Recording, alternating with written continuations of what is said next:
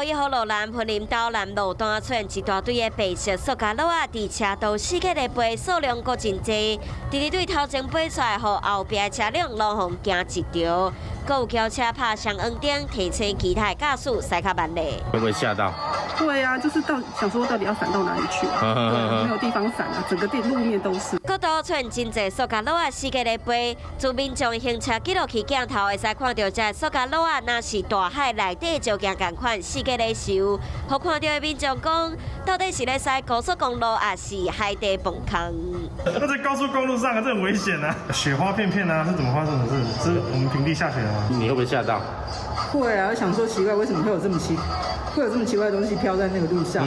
各道警察嘛出动要抓到这位驾驶，民众嘛翕到各道警察要去查车的时，车嘛挂一个塑胶袋啊。